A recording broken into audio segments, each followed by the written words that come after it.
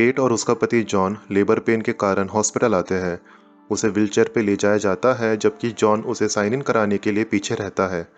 अचानक केट को ब्लीडिंग होने लग जाती है। वह एक ऑपरेटिंग रूम में जागती है जहां उसे चारों ओर से मेडिकल स्टाफ ने घेर रखा हुआ है, लेकिन उसका पति जॉन वहां नहीं होता है। स्थिति उसे अजीब और डरावनी लगती है और नर्स उसे बताती है कि उसका बच्चा मर चुका है। केट को इस पर यकीन नहीं होता। जॉन अंदर आता है और जन्म का वीडियो बनाना शुरू कर देता है, जैसे कि कुछ भी गलत ना हुआ हो। नर्स उसे बच्चा थमाती है। केट चिल्लाती है और फिर वह अपने बिस्तर पर जाग जाती है। वह उठती है, बाथरूम जाती है और गोली लेने से पहले अपने पेट पर निशान को देखती है। अगले दिन केट फिजियोथेरेपी के लिए डॉक्टर ब्राउनिंग के पास जाती है, जो उसे समझाती है कि स्टिल बर्थ के नाइटमेयर्स आना बहुत नॉर्मल है। लेकिन केट सोचती है कि बुरे सपने उसे इसलिए तो नहीं आ रहे क्योंकि वो बच्चा गोद लेने की सोच रही है। उसे यकीन नहीं है कि वह इसके लिए तैयार है। केट अपने थेरेपिस्ट को बताती है कि उसने कुछ शराब खरीदने पर विचार किया था, लेकिन डॉक्टर ब्राउनिंग बताती है कि महत्वपूर्ण बात यह है कि उसने ऐसा नहीं किया।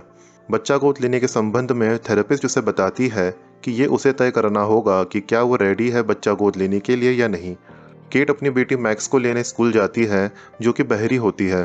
घर लौटते समय उसका ध्यान भटक जाता है और वह लगभग दुर्घटना का कारण बन जाती है।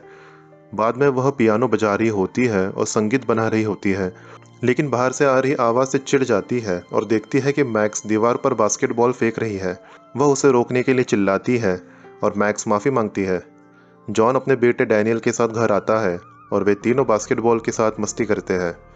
उस रात जब केट मैक्स को बिस्तर में लेटाती है तो मैक्स पूछती है कि क्या उसे कोई नई बहन मिलने वाली है। केट बिस्तर पर जाती है और एक टैबलेट लेती है और जॉन को बताती है कि उसने फैसला कर लिया है। वो गोद लेने के प्रोसेस को आगे बढ़ा रही है। कुछ समय बाद वो एक ऑर्फनेज पहुंचते हैं। सिस्टर एबिगल उनका स्वागत करती है और उन्हें चारों ओर देखने के लिए आमंत्रित करती है। केट छोटी लड़कियों को देखने के लिए पहली मंजिल पर रहती है, जबकि जॉन दूसरी मंजिल की खोज करता है। वो गाना सुनता है और एस्टर को पाता है, जो अकेले बैठ के पेंटिंग कर रही होती है।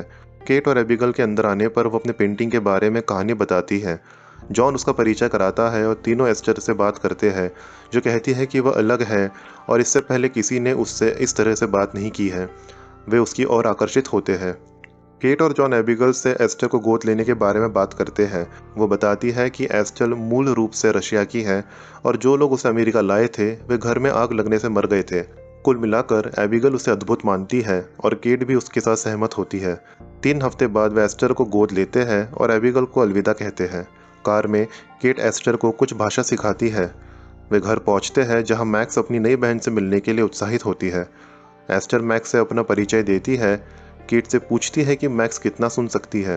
केट बताती है कि मैक्स लोगों के होठ पढ़ने के लिए पर्याप्त सुन सकती है। अंदर उनका स्वागत दादी बारबरा और डैनियल द्वारा किया जाता है। उस रात हर कोई एस्टर को प्रेजेंट देता है, सिवाय डैनियल के, जो पहले से ही जेलस लगता है, खासकर जब एस्टर जॉन को गले लगाती है। डैनियल अपने दोस्तों के साथ गंदे बुक्स को देखने के लिए ट्री हाउस में जाता है, जबकि एस्टर और मैक्स बाहर ही खेल रहे होते हैं। इस बीच बारबरा और केट एस्टर के सेटल हो जाने के बाद उसकी फिर से पढ़ाई शुरू करने के बारे में प्लान बना रहे होते हैं। उस रात जब केट सोने की तैयारी करती है, एस्टर मैक्स के कमरे में घुस जाती है। बाद में जब एस्टर और मैक्स केट और जॉन के बिस्तर पर सोने के लिए कहते हैं तो एस्टर जॉन के बगल में लेटने पर जोर देती है। अगले सुबह एस्टर एक फैंसी ड्रेस पहन के नीचे उतरती है, जिसे देखकर दूसरे बच्चे हंसने लगते हैं। केट पूछती है कि क्या एस्टर वाकई इसे स्कूल में पहनना चाहती है और एस्टर जोर देकर कहती है कि अलग दिखने में कुछ भी गलत नहीं है। कक्षा में शिक्षक उसका स्वागत करते हैं, लेकिन बच्चों में से एक उसका मजाक उड़ाता है। बाद में मैक्स और एस्टर जमी हुई झील पर खेलने जाते हैं और केट उन्हें डांटने के लिए बाहर भागती है क्योंकि यह डेंजरस है। इस बीच डैनियल गलती से पेंट बॉल गन से एक पक्षी को गोली मार देता है। एस्टर उसे उसके दुख से बाहर निकालने के लिए उसे मारने कहती है, लेकिन जब वह मना कर देता है तो वह खुद ही ऐसा कर देती है। उस शाम जब एस्टर बिजी होती है नहाने में तो केट उसके ड्रॉवर में एक पुरानी बाइबल देखती है, जिसके अंदर एक आदमी की तस्वीर होती है। स्कूल में डैनियल के दोस्त एस्टर की वजह से उसका मजाक उड़ाते हैं। जब वह अपनी किताबें उठाती है तो एक क्लासमेट उसकी बाइबल पकड़ लेता है और उसका चोकर खींच के उसका मजाक उड़ाता है। एस्टर गुस्से में चिल्लाती है। बाद में केट एस्टर को पियानो बजाना सिखाती है और उसे एक स्क्रैप बुक देती है जिसे उसने उसके लिए बनाया था। एस्टर केट के खोए हुए बच्चे के बारे में पूछती है और केट कहानी सुनाती है। एस्टर को वे गुलाब दिखाती है जहां उन्होंने उसकी राख बिखेरी थी। रात में खाने के बाद यह सोचकर कि बच्चे सो गए हैं, केट और जॉन रसोई में कुछ पल बिताते हैं, लेकिन एस्टर उन्हें पकड़ लेती है। अगली सुबह केट एस्टर से बात करती है कि उसने क्या देखा, लेकिन एस्टर बेफिक्र दिखती है और एक अपशब्द का इस्तेमाल करती है। केट और जॉन इस पर चर्चा करते हैं और जबकि केट थेरेपी का सुझाव देती है, जॉन को लगता है कि यह आवश्यक नहीं है। बाद में जॉन लड़कियों को पार्क में ले जाता है, जहाँ उसकी पड़ोसी आके उसके साथ फ्लर्ट करना शुरू कर देती है। इसी बीच एस्टर की क्लास की बुली भी वहाँ आती है और वो उसे देख के डर जाती है और सावधानी से प्लेग्राउंड के बाहर जाकर उसे देखती रहती है। एस्टर उस बुली को स्लाइड से नीचे ढकेल देती है, जिससे उसका पैर टूट जाता है। डिनर पर जब जॉन इसके बारे में पूछता है तो एस्टर खाने से पहले प्रेयर करने लग जाती है और मैक्स एस्टर की कहानी को सपोर्ट करती है कि लड़की फिसल गई थी। डैनियल अब भी नाराज है, एस्टर से बहस करता है और उसे बुरा भला कहता है।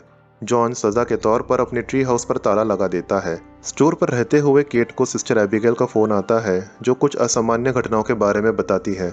एस्टर बात करने से मना कर देती है, लेकिन मैक्स उसके होठ पढ़ लेती है और एस्टर को बता देती है। उस रात एस्टर पियानो को बहुत ही बढ़िया तरीके से बजाकर केट को चौंका देती है और स्वीकार करती है कि उसने केट को बेहतर महसूस करने के लिए कुछ नहीं जानने का नाटक किया था। एक दिन सिस्टर एबिगेल एस्टर से चर्चा करने के लिए परिवार से मिलने जाती है। उसे संदेह है कि उसके साथ कुछ गड़बड़ हो सकती है। एबिगेल एस्टर से जुड़ी पिछली घटनाओं का जिक्र करती है और एस्टर सुन लेती है। एस्टर मैक्स को सिस्टर एबिगेल को डराने में मदद करने के लिए मनाती है ताकि वह वापस ना आए। जैसे ही एबिगेल निकलती है, एस्टर मैक्स को सड़क पर धकेल देती है, जिससे एबिगेल मुड़ जाती है और दुर्घटनाग्रस्त हो जाती है। एस्टर हथौड़े से एबिगेल पर हमला करती है और मैक्स को सबूत छिपाने में मदद करने के लिए मना लेती है। एस्टर बाद में डैनियल को घटना के बारे में चुप रहने की धमकी देती है। जब एबिगेल ऑर्फनेज में वापस नहीं लौटती है तो परिवार चिंतित हो जाता है। अपने कमरे में एस्टर एक्वेरियम की रोशनी में परिवार का एक परेशान करने वाला चित्र बनाती है, जिसे उसकी काली कल्पना प्रकट होती है। परेशान बच्चों के बारे में केट का ऑनलाइन रिसर्च करना जॉन को पसंद नहीं आता है। एक शाम डैनियल सबूत इकट्ठा करने के लिए ट्री हाउस में छिप जाता है, लेकिन एस्टर उसका पीछा करती है और उसे आग लगा देती है, जिससे वह अंदर फंस जाता है। वो भागने में सफल हो जाता है, लेकिन गिर जाता है और घायल हो जाता है। एस्टर उसे खत्म करने की कोशिश करती है, लेकिन मैक्स बीच में आ जाती है। हॉस्पिटल में डॉक्टर उन्हें डैनियल की चोटों के बारे में बताते हैं। केट जॉन को एस्टर के बिहेवियर के बारे में बताने की कोशिश करती है, लेकिन वो उसकी चिंताओं को नज़रअंदाज कर देता है। हताश होकर केट रशिया के ऑर्फनेज को फ़ोन करती है और उसे पता चलता है कि एस्टर का कोई भी रिकॉर्ड नहीं है। पर एस्टर डैनियल को उसके हॉस्पिटल के कमरे में मारने की कोशिश करती है। मैक्स केट को सचेत करने के लिए दौड़ती है, जो निराशा के क्षण में एस्टर को थप्पड़ मारती है, जिसके कारण हॉस्पिटल के कर्मचारियों द्वारा केट को बेहोश कर दिया जाता है। बाद में सारने इंस्टीट्यूट से कॉल आता है और पता चलता है कि एस्टर एक बच्ची नहीं है, बल्कि एक महिला है, जिसे हार्मोन डिसऑर्डर की वजह से बच्ची ऐसी दिखाई देती है। वह बेहद खतरनाक है और पहले ही लोगों को मार चुकी है। केट घर की ओर दौड़ती है, ये महसूस करते हुए कि उसे अपने परिवार की रक्षा करनी है। इस बीच एस्टर अपना भेष बदल देती है और जॉन को चाकू मार देती है, जिससे उसकी मौत हो जाती है। जैसे ही एस्टर मैक्स के पीछे जाती है, केट वापस लड़ने के लिए समय पर पहुंच जाती है। वे एक जमी हुई झील पर गिर जाते हैं, जहां वे तब तक संघर्ष करते हैं। तब तक केट एस्टर को हरा नहीं देती।